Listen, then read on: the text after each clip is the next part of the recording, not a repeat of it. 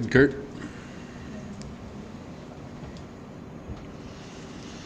Okay, we'll call the regular meeting of council for Monday, June 9th to order at 3 p.m. Jody? Please note, council meetings are streamed live and recorded on YouTube. Attendees acknowledge that in accordance with Section 17.2 of the Freedom of Information and Protection of Privacy Act, names, addresses, and other details provided when speaking at a council meeting will be publicly shared. Should you have any questions related to the collection or disclosure of personal information, please contact the Legislative and Advisory Services Division for the Town of High River by sending an email to FOIP, that's FOIP, at highriver.ca. Thanks, Jody. I'll ask for a motion from Councillor Kinghorn that Council adopt the agenda for the regular council meeting June 9th as presented. Thank you, Mayor Snodgrass. You have the motion. All in favor? Carried. And previous meeting minutes. I'll ask for a motion from Councillor Walsh that Council adopts the May 26, 2025 regular council meeting minutes as presented. You have my motion, Mr. Mayor. All in favor? Carried. Okay, the first item of business, we have a public hearing for the business license bylaw that Jocelyn will be helping us out with. So I'll get the public hearing opened, and then Jocelyn can present. There you are. Jocelyn can present her portion. So we have a public hearing regarding the business license bylaw. The following rules of conduct shall be followed during this public hearing. No person shall address council without permission. No person shall speak more than once or for more than 5 minutes, exclusive of the time required to answer questions from council. No member of council may debate the bylaw or item that is the subject of the public hearing. Respect for staff, developers, council, and the public shall always be maintained, and any person who wishes to speak and address council shall state and spell their name and provide their municipal address for the record. I now declare the public hearing in session. Jody. Today we are holding a public hearing regarding the Town of High River's business license bylaw 4648/2025, which had its first reading at the regular meeting of council on May 12th, 2025. Public hearings are held to listen to the public's support or concerns about issues before council votes, to listen to public opinion on issues with large impacts on the community or property owners, and meet requirements of the Municipal Government Act. So first presentation, the only presentation is from Jocelyn with administration, please.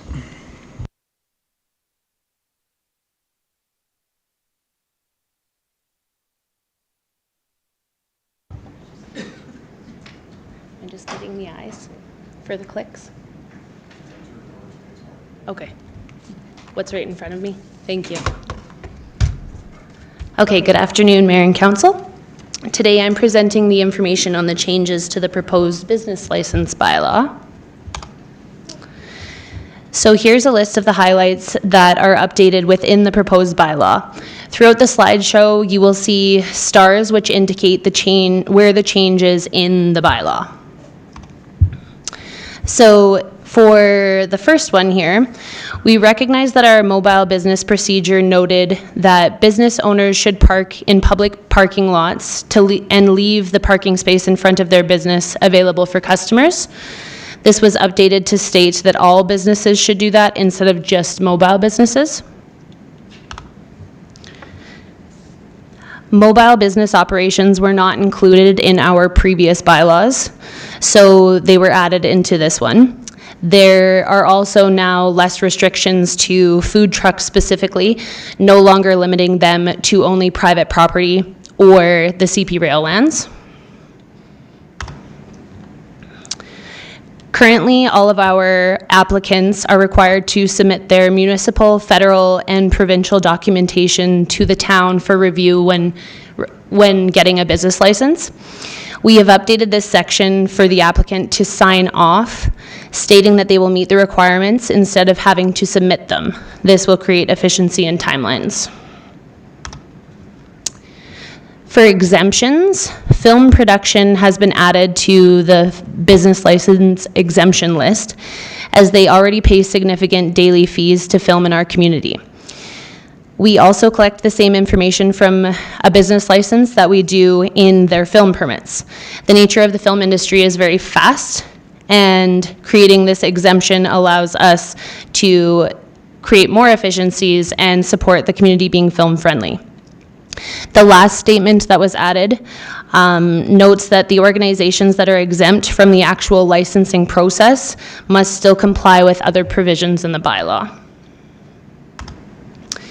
And lastly, offenses and penalties have been added to provide a clear summary of specified penalties for not complying with the bylaw. Administration has received complaints about businesses operating without business licenses, and without the offenses and penalties in the bylaw, we have been unable to enforce it. And that concludes the proposed changes to the business license bylaw. Are there any questions before we move to the next part? Thanks, Jocelyn.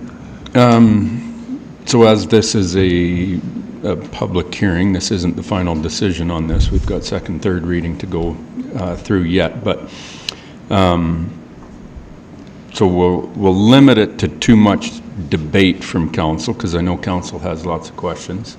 But if you do have questions directly to Jocelyn on this, you're more than welcome to ask them at this time. So I'll start with Councillor Walsh. Thank you, Mr. Mayor. I have only one question with regards to the mobile business license. Is this going to be purchased per year or per occurrence? Will they get to have an annual business license? And yes, so there were no changes to how we allow mobile businesses to purchase their licenses, so they can still have a daily or monthly rate as well as an annual. thank you. You're welcome. Councillor Kinghorn. Thank you, Mayor Snodgrass. My question is again related to these door-to-door. Maybe I didn't catch it in here, but are they required to carry a copy of the business license to show that they actually have one? So as I had noted in the first reading, currently there is nothing stating that in our bylaw, that you would be required to carry a business license for door-to-door sales. Yes.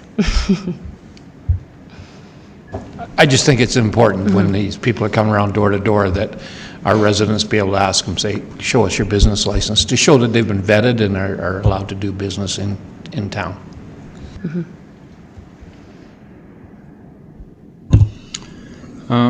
Jocelyn, maybe you can just enlighten all of us as to what the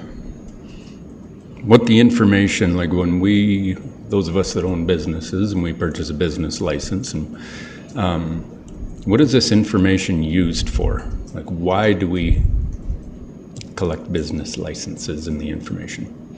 So the biggest things that I am aware of are we do have a kind of like a registry online where people can go to, and they're listed on the website for what types of businesses we have in High River. And then the other large piece that this would trigger is it gives information for our fire inspector as well, to know who the emergency contact is for the business, because the business provider isn't always the owner of the building. So there's information with that as well. Those are basically the top two that I would say. Okay.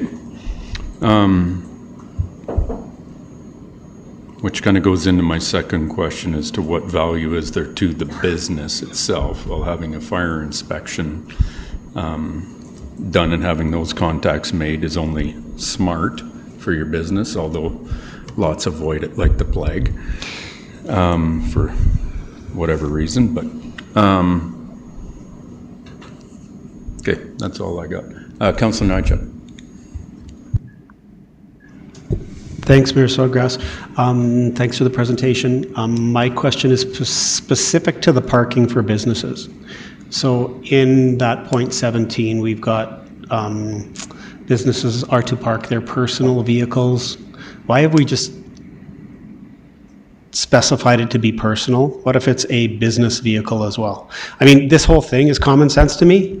If I had a downtown business where, you know, parking is as it is, I wouldn't park my vehicle in front of my front door because I want somebody to come in and spend money and park their vehicle at my front door. But anyway, we're doing this because that's not readily prescribed to. So I guess maybe I'm making a suggestion that it's personal and business vehicles. And then the second part of my question is, you showed a fee schedule. I guess I have a third question after I bring the fee schedule. There is no fine if your personal or business vehicle is parked in front of your business. So I don't get why we even put this in there. If we're not going to, quote unquote, police it, why have it in there? And then the third question would be, how would we go about monitoring that? How would we know a personal vehicle belongs to the employee or the business owner? You know, if it was a business vehicle and they had whatever, Michael's ABC store on the side of it, and the shingle out front of the store said the same thing, well, you kind of draw a conclusion there. But so there's a couple of holes for me in that provision in this bylaw that don't quite align. And maybe we can tweak it before we try to put it through. Yep. I think in adding that sentence in, it was just to provide the consistency so it wasn't just for mobile businesses. I do agree we could add it into the fee schedule. And the other piece of it, for enforcing it, it would basically be complaint-based, kind of like everything else. Yeah. Yep. No further questions. Thanks, Jocelyn. Is there anyone that wishes to speak in support of the bylaw? Is there anyone that wishes to speak in opposition of the bylaw? And is there anyone else deemed to be affected by the bylaw that wishes to speak? Jody, is there any correspondence that's been received outside of this meeting? Nothing has been received to date. Okay, the only one that I will add is from our committee of the whole meeting with when Inclusion Foothills gave us their update. When we put our business license applications out, when people are applying on that application form or in our renewal notices that we get, they've just requested that we add in a little piece that somewhere along the lines, this is my words, but the town of High River encourages businesses that are able to be inclusive employers within the town of High River. Something along those lines. Talk to the people right behind you. They'll give you the proper wording. And just to clarify, that is in the application forms, not to be added directly to the bylaw. Not directly to the bylaw, but Okay. just to be added to somewhere that High River encourages inclusive employment. Okay.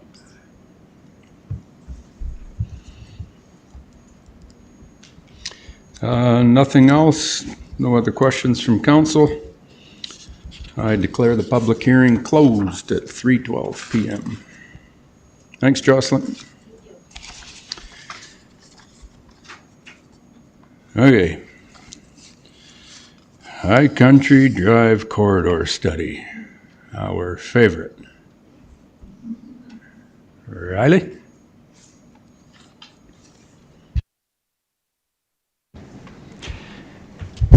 Good afternoon, Mayor and Council.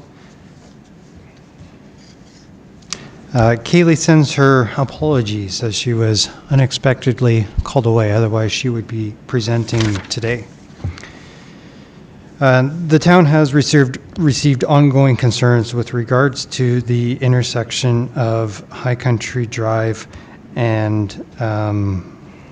Highview Gate. As part of this ongoing discussion, the town retained ISL to do a corridor study for High Country Drive. While reviewing the initial concept from that study, Council asked administration for options with regards to immediate action at the intersection of High Country Drive and Highview Gate. So administration went back to see what could be done. We discussed options with the golf course. We also have a contractor on board already doing pathways, so we discussed with them in terms of what was possible. A lot of this will be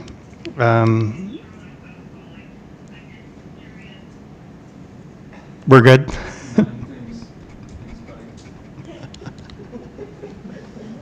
Now I'm thrown off. That's it, I'm out of here.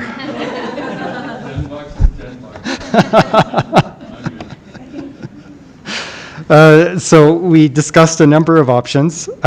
So the first two options are kind of the quick options. So the first one is retain the four-way stop, the pinch points, realign the pathways.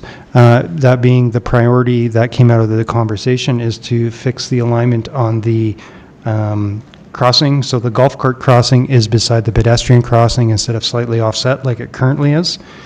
And installing, so basically reinstalling or realigning that crosswalk with proper ramps, etc. The second option is similar, except that it removes all the temporary concrete curbs, but still realigns the crossing. In that case, without the concrete curbs to push the stop signs into the intersection so they're visible, it becomes a two-way stop. We did contemplate some permanent options as well with regards to the permanent intersection. Also, so three options. So the first one, option A, slab on grade, which is essentially concrete pork chops poured on top of the asphalt. Similar, I think we have something similar by Charles Clark. That's cheaper than options presented before because it retains the existing gutter lines and avoids having to do stormwater work with the catch basins. The second option is curb extensions. So this is the full meal deal, just like you see downtown, where the curb goes out into the intersection. All the drainage follows that. It's significantly more money because of the storm work involved.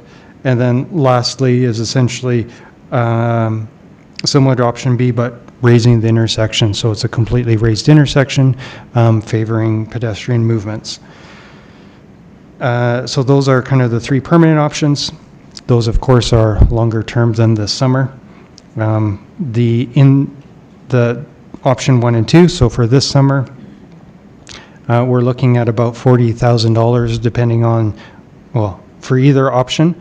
That does include some contingency, and there is noted that there is some throwaway in terms of specifically the concrete aprons, where we drop down to get golf carts and pedestrians down to the road elevation.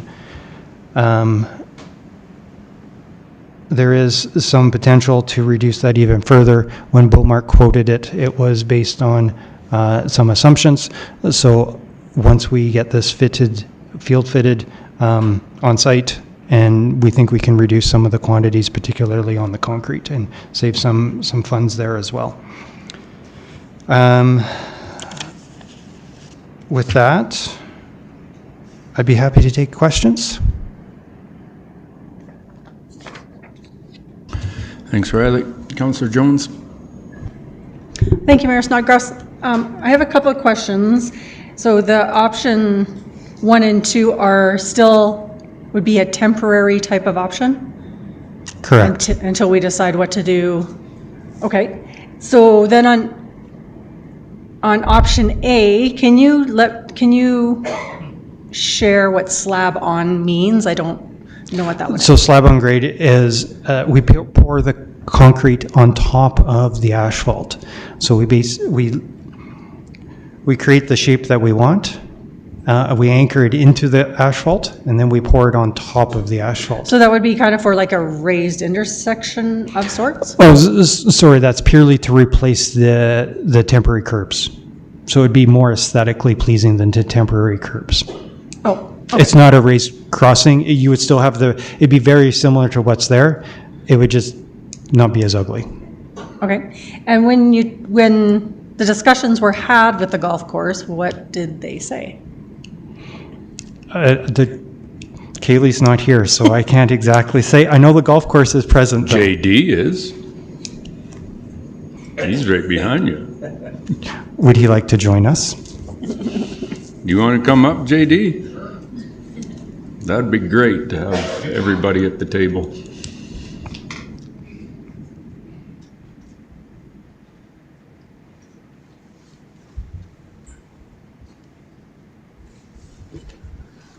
So Jenny, maybe you can ask JD your question. Thank you. I was just wondering, when the conversation was had with you, what was your thoughts, or did you like a specific design or idea that came forward? It's okay. I don't love the two-way stop there. I think it still needs to be a four-way stop, to be honest with you, because it's going, we're crossing that way and nobody's stopping that way. So that would be my only concern. The rest of it is probably fine. So moving a pathway, we're talking about the pathway in the golf course? You would move it around, like on the other side of the trees, or how would you move that? Oh, specifically to, I think, again, that would be we would field fit that in once if council gives us the go-ahead, we'll go out there with the contractor and decide where it's best, and with the golf course as well, and decide where it best goes. The intent would be a pathway and drop downs equivalent in width as what's there before to accommodate their vehicles. So which side of the trees we go on, I think that's still up in the air. Okay. Thank you. And JD, don't leave. Oh, no. The alignment that's shown in what we're looking at right now, kind of what I would call like an S curve that's coming through there, that's enough for your equipment and the mowers and everything to get. We were talking to Kaylee. She's going to do the research to make sure that it's wide enough for us to move our equipment and stuff, yes. We'll deal with that with Beaumark and The intent would be to pull it back. I know the quantities Beaumark gave us was to pull that back a bit, so the S isn't as pronounced. Okay. Councillor Kinghorn. Thank you, Mayor Snodgrass. So I have two questions, and I have to agree with the four-way stop. I'd like to see the four-way stop stay there. I've driven through it a number of times, and I see the speeds picking up again as soon as we take that out, in my mind. Okay, so that was my one question, but the other one that was brought to my attention was, and when you look at the diagrams here, I hope this isn't to scale, but people were talking about the fire trucks making a right turn, left turns in this intersection. My understanding is that's all been vetted by our fire department already, and we'll make sure that they're able to make their turns that they need to in that area. That's correct. The intent, so if council so back to your first point, Councillor Kinghorn, the option really is a four-way with the TC curbs or two-way with no TC curbs. So if we are keeping the four-way and keeping the TC curbs, that has already been vetted with fire the first time they were installed. We don't intend on making that significant a change, just enough to move that crossing. Yeah, perfect. Okay, yeah, that's what I'd be supporting. Thank you.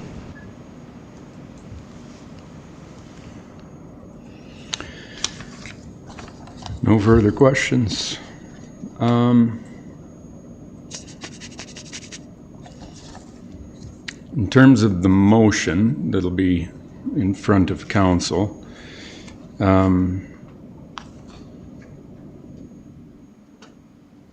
temporary bump outs will remain, correct, Riley? Like the $40,000 number is to realign the pathway. Correct. Correct? Yes, Temporary the bump TC curbs remain. outs remain, okay. And the four-way remains as the resolution is currently worded. And which? The TC curbs and the four-way remain. Okay.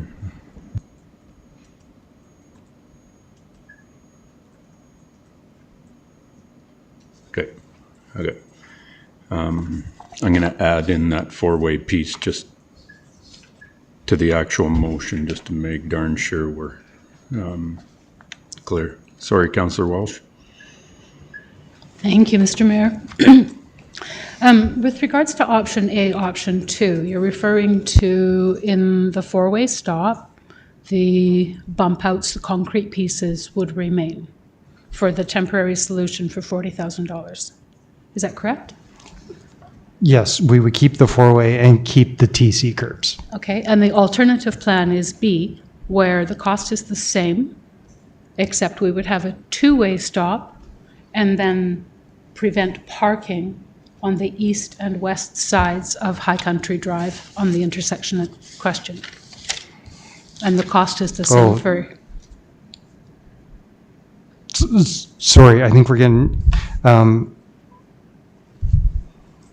no, so option 2 would be remove the TC curbs and go to a two-way. Okay, I just wanted to clarify that the two options would be still... Yeah, sorry, the drawing was more, the drawing wasn't consistent with those, the drawing that was on the screen wasn't consistent with the options. Thank you. Do you have any reference to the two-way stop? Like, is that coming? The drawing in the package is correct.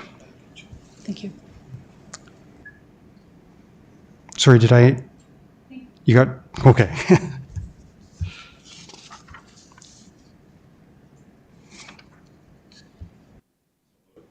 The one that's on your screen now, everybody's got, that's the one that's going to be in the motion. That is correct. Thank you. Councillor Jones? Thank you. I just wanted to confirm, in the option 2, the two-way stop, you would remove those curbs, but you wouldn't be able to stop people from parking, like unless we have those bump outs, people will park there, correct? Most Correct. likely. Well, the intent would be to sign the no parking areas. Right. Okay, thank you.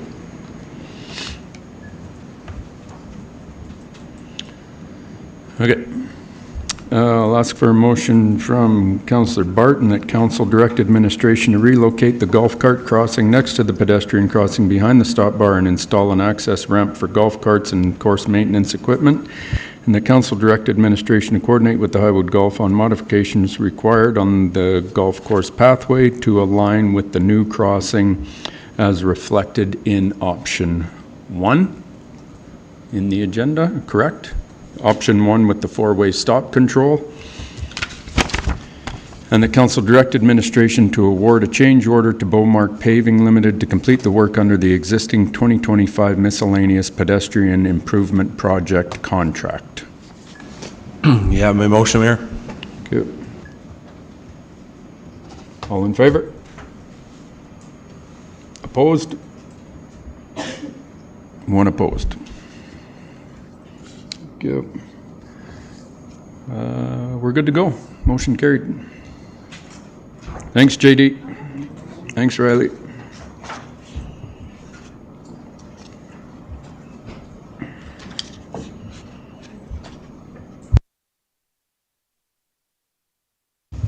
The agreement with BGC Foothills Club for youth facility, Jody and Shelley.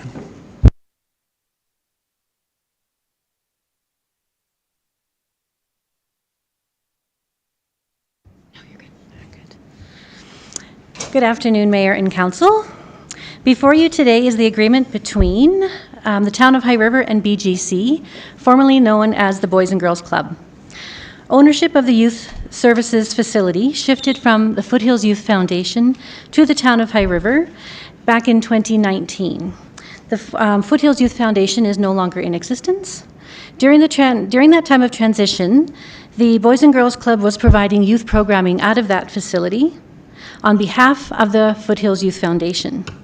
BGC agreed to continue with the provision of youth programming and entered into agreement with the Town of High River in 2019, and that agreement became up for renewal in 2025. Due to the remediation work and repair work that was required in the facility, BGC programming had to vacate the building between the end of August of 2024, and they re-entered the space in February of 2025. With BGC back on site, the revisions to the agreement complete, we are now pleased to present you with an updated agreement. We utilize this opportunity to address some of the changes that were required, such as name changes for BGC, Things like the mini putt that has been replaced with the Brian Perry Youth Park, and we added some clarity to roles and responsibilities. BGC is active in High River. They have before and after school care, as well as kinder care that is provided on the lower level, youth programming, including 4 unique programs and groups, as well as one-on-one support is being offered to over 60 local youth. BGC is a valued community partner, notably with the Greater Foothills Family Resource Network, which is a youth spoke, as well as with the PCN and the FCC, just to name a few. BGC also has a national presence and a reputation which benefits our local youth through national partnerships, some of which were highlighted in your package today, for such things as winter clothing, access to events, and to some food initiatives. So High River's youth have access to these connections. And just on a side note, in hopes of shining a spotlight on some of the more supports and services currently being provided to High River's youth, we are coordinating a delegation to present to Council in September, and I hope to see you again then.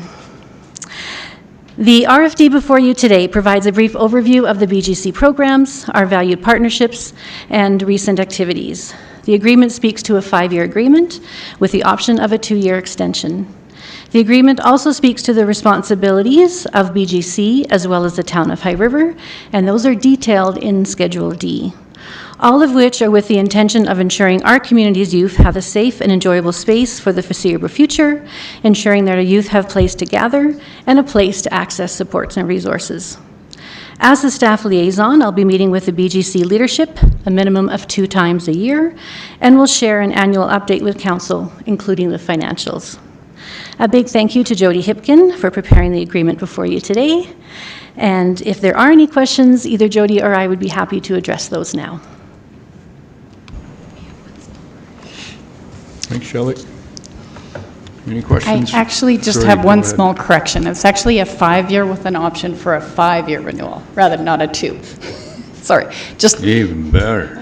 we're giving away 3 more years, so just wanted to make sure that was clear. You bet. Thanks, Jody. Any questions from council?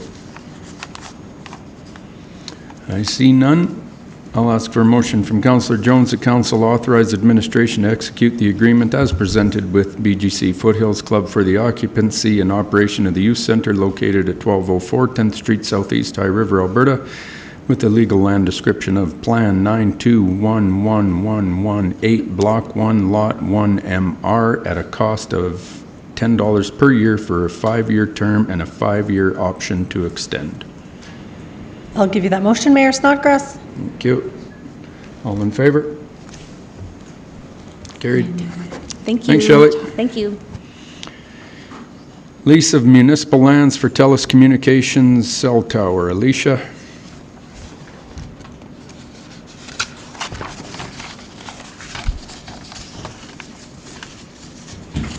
Good afternoon, Mayor and Council.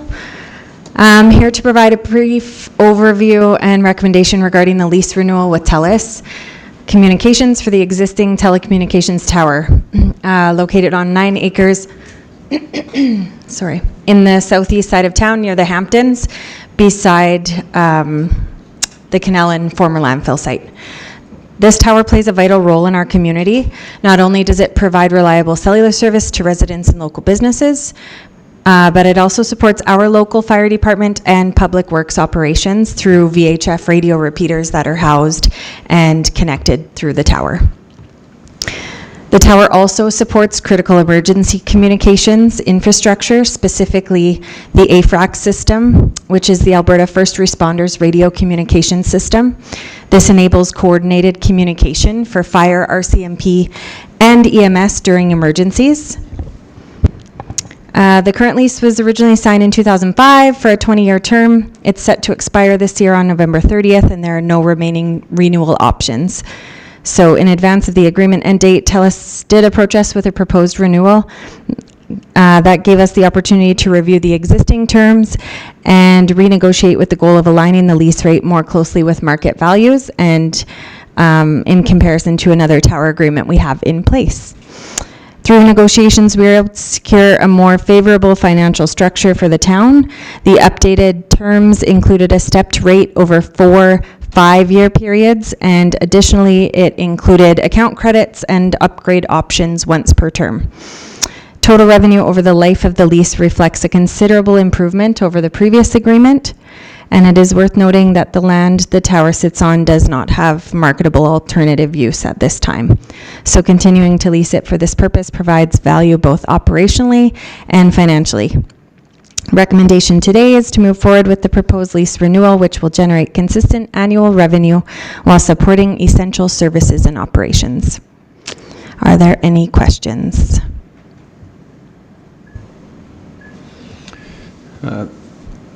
Thanks, Alicia. Councillor Nychuk. Thanks, Mayor Snodgrass.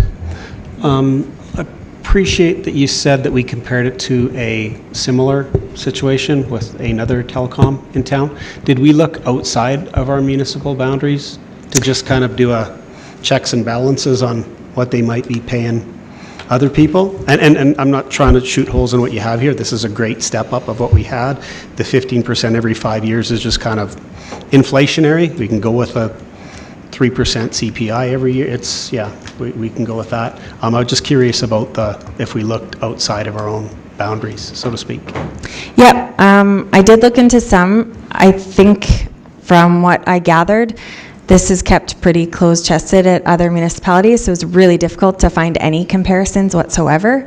And a lot of municipalities generate a very minimal annual revenue because they have like an encroachment type agreement in place rather than a lease agreement. So I do think this is favorable for the town based on what I was able to gather. Yeah, for sure. Thanks. No other questions? I'll ask for a motion from Councillor Nychuk. The council direct administration execute a new lease agreement and site license beginning December 1st, 2025 with TELUS Communications, Inc. for the continued placement of a cell tower for a term of 5 years for $10,000 annually, and to renew automatically for 3 additional 5-year terms with a 15% increase to the annual rate at each 5-year extension, and to continue to include the additional services as agreed upon in the current agreement and any amendments thereto. And the council authorized the mayor and CAO to execute the updated lease agreement and supplemental site license. I'll give you that motion, Mr. Mayor. Okay. All in favor? Carried. Thanks, Alicia. Thank you. Foothills County Development Permit application. Sarah?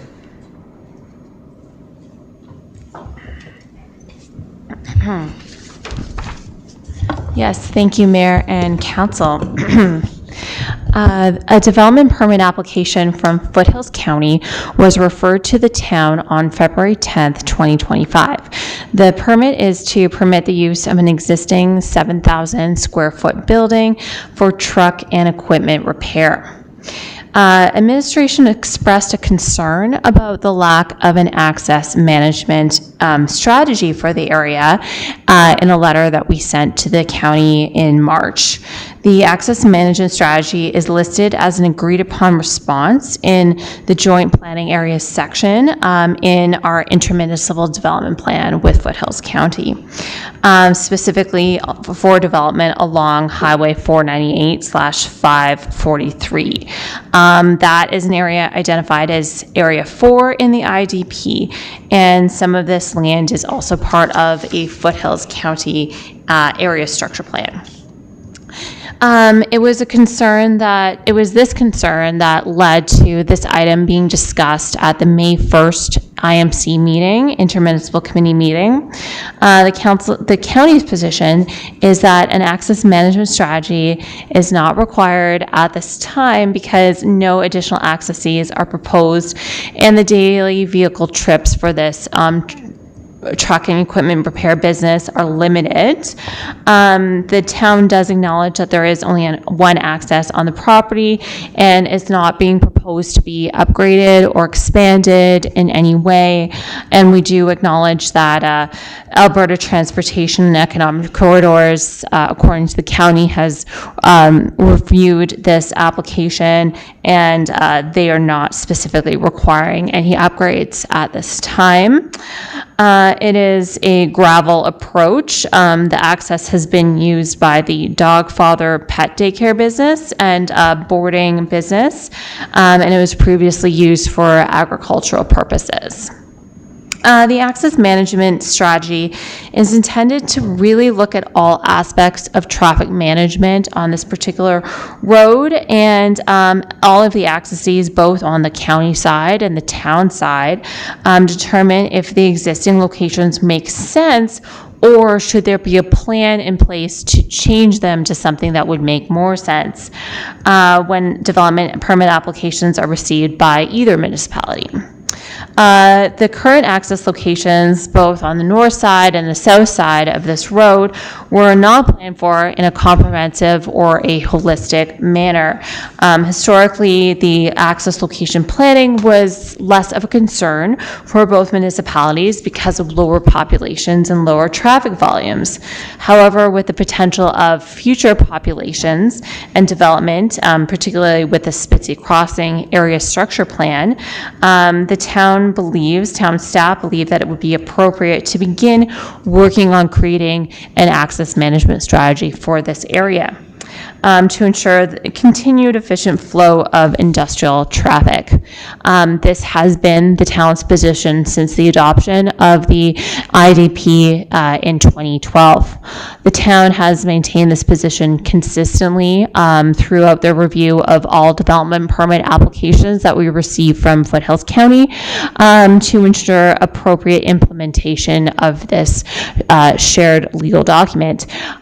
This discussion at the IMC as to whether the subject development permit application should be the trigger for an access management strategy or not. The development permit is relatively minor in nature, as it is simply a change of use application and doesn't result in a new building, doesn't result in new vehicle access.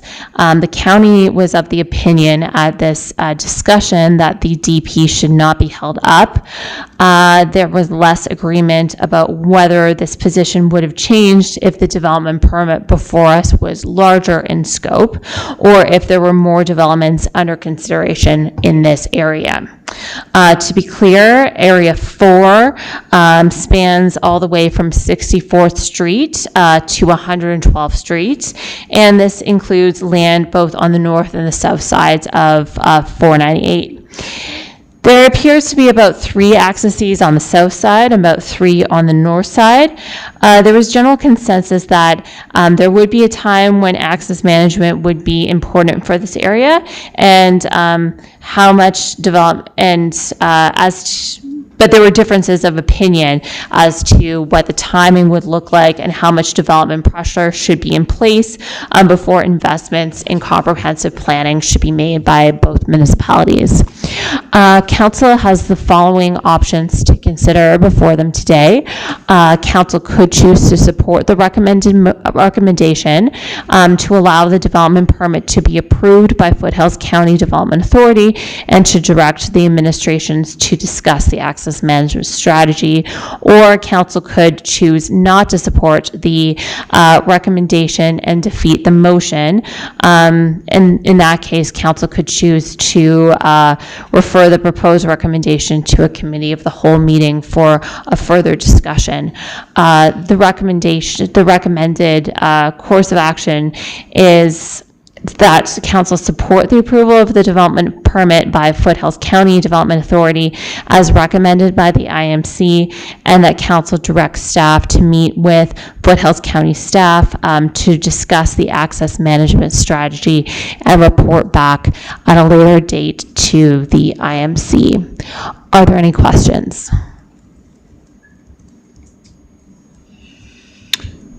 Thanks, Sarah. Councillor Jones. Thank you, Mayor Snodgrass, and thank you, Sarah. That was very detailed and answered some of the questions that I did have. You said the proposed permit did not have high traffic volumes going in and out of that facility, do you have an idea of how many vehicles may be entering or leaving? And also, they're large vehicles, you said? Yes, so the development in question, they actually have another business location in Alderside, and it's called Straight Line, I think, Trucking. And I know I have this in my thing, just a moment. Okay, here we go. So it is Straight Lane Equipment and Auto Limited. They're in Alderside. They're having a new location in this High River area location. They say, according to their proposal, that they're expecting 5 customer visits per working day. Their working days are Monday through Friday with appointments on Saturdays, and they said that they are employing a maximum of 10 employees, but not all employees are going to be on the site all of the time. Okay, I tend to drive that road quite often, and I think part of the issue is that it goes to 100 kilometers an hour. Yeah. So when there's large vehicles stopping, people jut out and go around them, and I see it all the time. So my concern, at 5 vehicles a day, it's not that big of a deal, but my concern in that area is that the more larger vehicles that have to stop and turn or go into any of those directions, including the Bigfoot Industrial Park, that is likely to happen more often, especially when people gun it and go to 100 kilometers an hour and then a big vehicle stops to turn, that they will jut out and around, and sometimes without looking. So at 5 vehicles doesn't seem too bad, but it is an issue, I think, at the speed of that they are allowing there. Yeah, I think that is a very good point, and thank you, Jody, for getting the map on the screen, because I think that the size of the axis is relevant as well, because the vehicles are, especially the large vehicles, like you mentioned, are going to really have to come to a stop and then turn to direct themselves into a relatively small area. So, yes, I agree with that concern.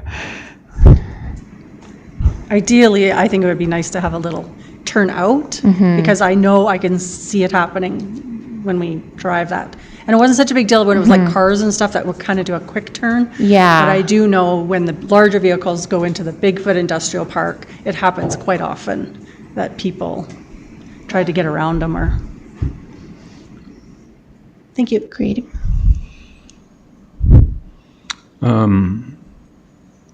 Remember when that building was first built, it was for a gravel pit Yes. with multiple large gravel trucks going in and out every day. So same thing. And you're absolutely, I'm not discounting what you're saying, Jenny. It's a thing all the way along that, from High River all the way to Hartel.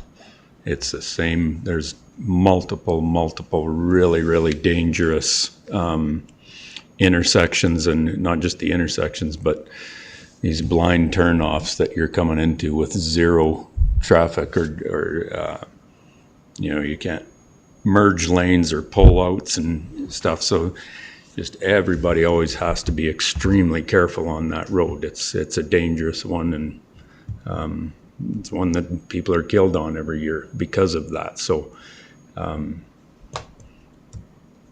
it's dangerous, period.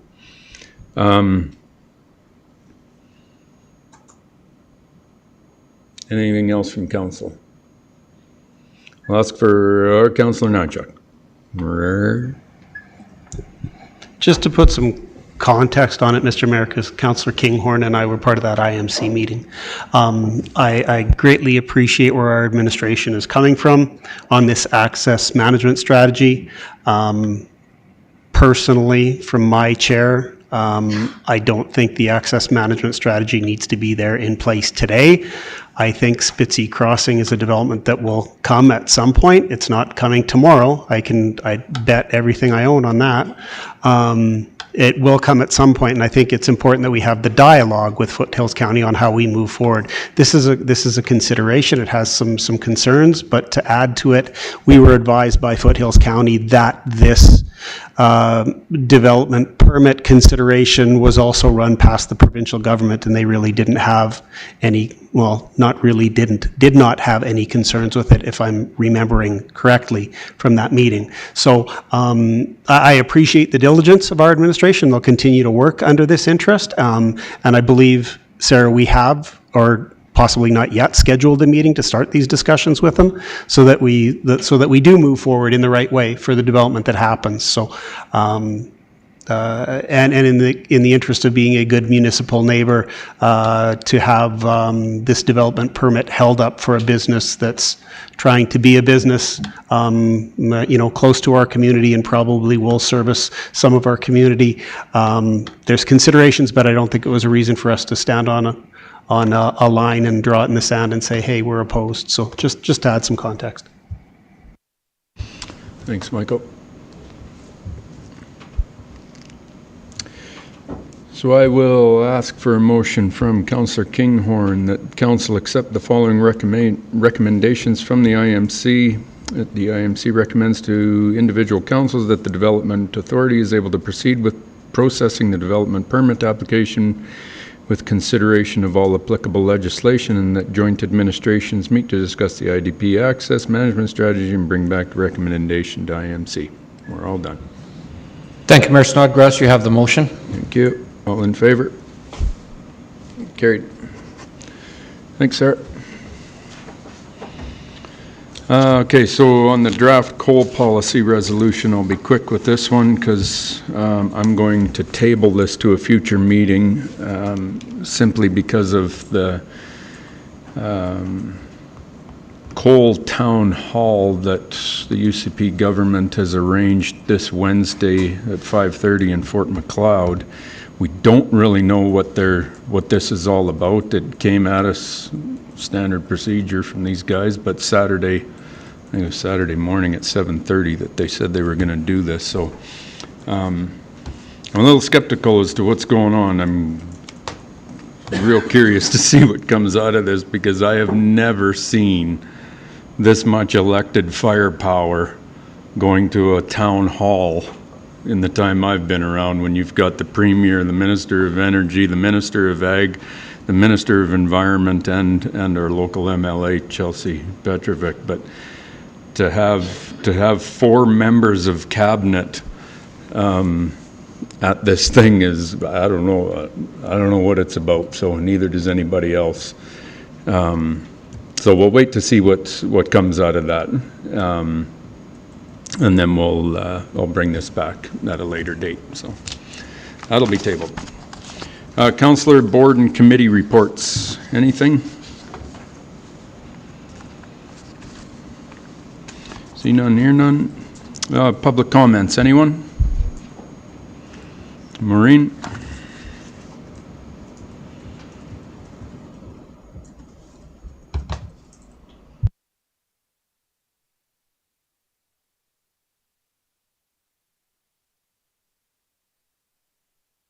Hang on while we get your mic going. There we go. I'd like to talk about the High Country Drive. I'd like to know, is the golf course putting any money into this? Or is it just the town that is fixing their pathway? Well, you are. You're redesignating the pathway. No, just let me finish. We are fixing the pedestrian and the golf cart crossing on a municipal roadway. That's what we're doing. So if we have to, in order to make that safer, if we have to realign the golf course's cart path to make that safe for our vehicles on our roadways and our pedestrians on our crosswalks, then yes, that's where the decision's coming. We're working directly with the golf course in order to do that, so it facilitates their needs as well. But so is the golf course putting anything into it? No, not at this time. Okay. I know we've already spent $200,000 on this study, And now you want to put another, what, 100,000 into it? No, 40. 40? But this is just a temporary, the 40. No, there's portions of it that are, yeah, I wouldn't say it's. There would be some concrete work that would be throwaway, but the asphalt pathway would all be permanent. So whatever solution we come up with at the end of the day, we would, the location of the car crossing would not change. So the majority of the asphalt costs would not be throwaway. No, the asphalt is for the road, not the golf course path, for the carts. No, it's for the carts, for the cart crossing. Okay. But I thought you wanted to have them move the cart where they actually come out right now.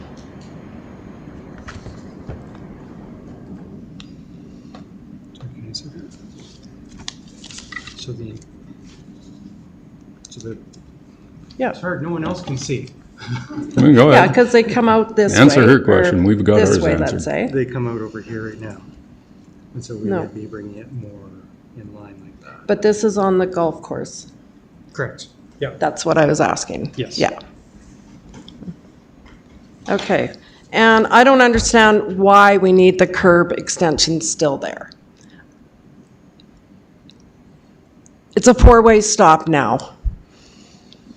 Is that not good enough? The reason why the curb extensions, the bump outs are there, Maureen, is so that because the road is so wide, that if you take those out and put stop signs on the east-west, put the stop signs, they're you're driving here and the stop sign's way over here. Well, before, when you put the, If you do the bump outs, it brings the stop sign more in line with where you're actually driving. The road's too wide, so. well, when you put those stop signs up, before, when you first put those stop signs up, you did have a sign further down the road, so when Yep. you're coming up saying, stop sign, new stop sign. I think, I drive that road all the time. Those bump outs, I think, are ridiculous. I just, and I know a lot of people in the Northwest that do not like those. Okay. They're ugly. Yeah, I agree, the temporary They're is ugly. very ugly. If we're They doing need to be something- gone. Well, I Like, don't. they really do. Being gone is debatable. It's whether we should do it permanently right now. In my mind, if we're going And to you do it, know, we should do it with permanently, the but stop we'll signs make there, that to the you know, a next can of yellow paint where no parking would be a lot cheaper.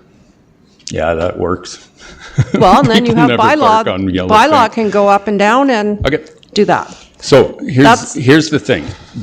All the temporary stuff, we're gonna get it, it's gonna remain as a four-way. We're gonna get those pathways realigned because it's goofy having two crossings right now. We're gonna have one crossing, which only makes sense. I highly doubt it's going to be, the permanent solution is gonna be done by this council. It'll be the next council's decision as to how that crosswalk look, or how that intersection looks. Okay, well, that's my comments on that, and I'm going to use my 2 minutes. I have two questions. You partially talked about this at Committee of the Whole, and I appreciate that there was discussion at Committee of the Whole. It's too bad that it wasn't videotaped, so the rest of the town can see what you actually discussed. But I would like to know, the rest of the potholes in this town, it's overwhelming. When are they going to be fixed? Whereabouts? Everywhere. Everywhere. Oh, there's lots everywhere. Yes. Like on McLeod Trail, there's none in front of me. Like, when you say High Country everywhere, Dri- that's pretty general that the whole town's falling apart. So Well, can High you Country Drive, there's potholes there. 5th, 3rd and 5th, 12th Avenue, we all know 12th is a mess. There's potholes everywhere. Okay. So, and Well, we have, every community deals with this, every one of us. We're in Canada and there's frost heaves and everything else and roads get busted up. It's never going away. It's constant every single year. It's a yearly thing. There is a program that we do pothole fixing, and there's report of concern that people can say that there's a pothole here or there or wherever, and the guys go out and fill them. They're just using the cold mix though, right? Sometimes, Some yeah. of these are Yeah. not. Sometimes Some of these it's- are not. They're just cold mixed, and then we have the same problem again. Correct. With the same. Yep, sometimes, but the alternative to doing that is dynamite the road and redo it. Huge money. And so, Well, yeah, yes, and we pay huge taxes in this town too, so. not to be just repaving roads. Well, I because of the- agree, but, you know, to see. talking millions we of need to see dollars. some progress in this on, Okay. on the potholes. Okay. The temporary shop yard, why has all not the machinery and the stockpile and everything else you've got in there not been removed and put to the acreage that the town bought on 112th? Because as far as I've heard, that was only a temporary staging area. And why is all that junk, No, it's, machinery, blocks, concrete blocks? You can see it from the road. You have an acreage now, the town has that acreage. Why don't they move everything there? because we don't have an operational shop out there. Well, some of the stuff you have there is sitting outside. Yeah, but it's so it could move. Yeah, sure, you could take all the piles of stuff and move it out there, and now you've got an extremely inefficient operation of trying to get trucks and everything. They got to go there, they got to come back here, they got to go there. Then why did the town buy that acreage?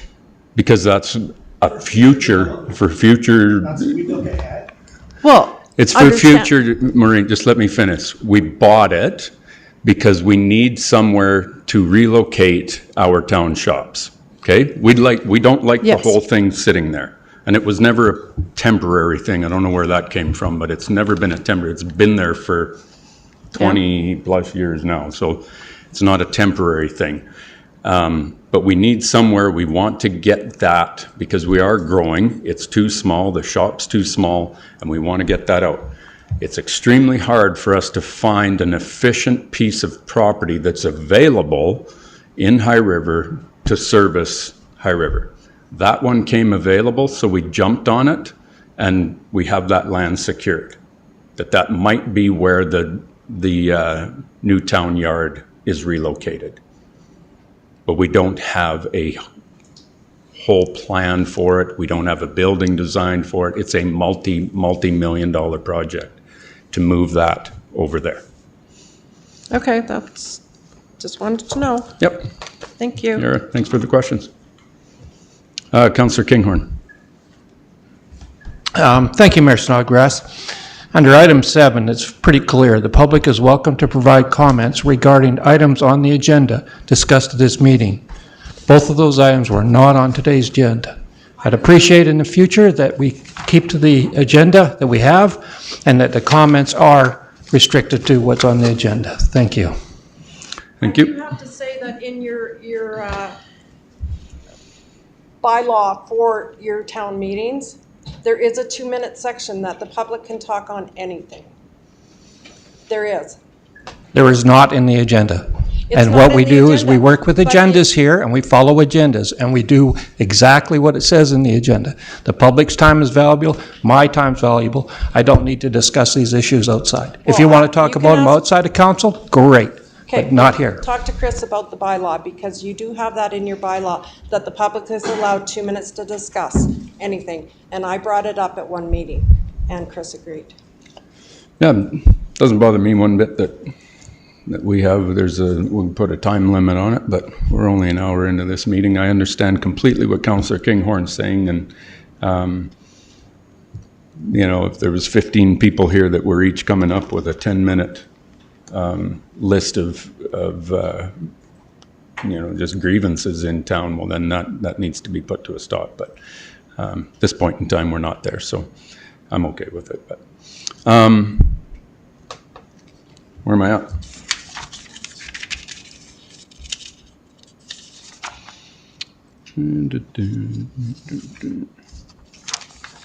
Council correspondence for information. Sorry, nobody else? Public?